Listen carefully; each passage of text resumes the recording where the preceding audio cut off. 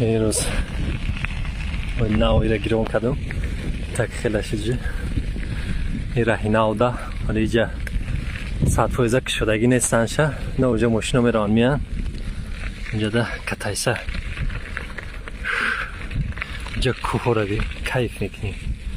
های راستی داریم بینیم وابشه کیف میکنیم چه طرف رو مانم هاپ هاپ هاپ هاپ نشتیک یکی اینجا میجه کنن ماشینا موتور کیکله پا اونجا درمان شد خیلی که اگه نه قاگ رفت سکر میخه چند شد رفتم من او 1.5 کیلومتر شده است که خیلی بگیریم یکون 2 کیلومتر زگه همگی های خونه تویست نه عجیب هموشو مینی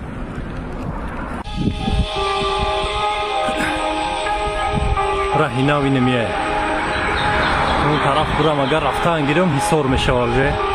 کرزگی پرزیم اون کوهوش نبینی کیف میکنی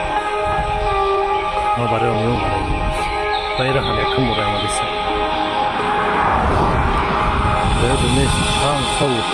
15 سال پیش بچون 12 سال پیش بچون ولیک دوستان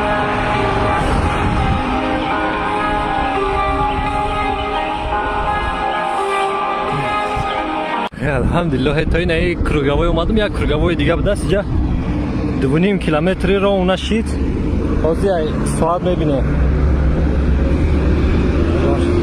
9 minut 33 سکون کیف کرد ببا خدا قسم هم خوردم آخی برای قسم هست الحمدلله کیف دام گرفتیم از چه یک قاکی دیگه شمونده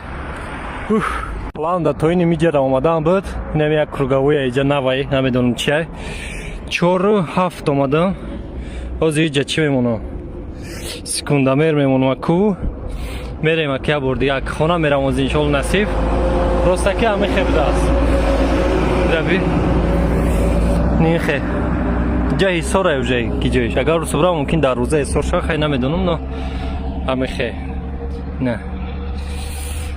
خیلی خدا و شکر دلش میره این مایا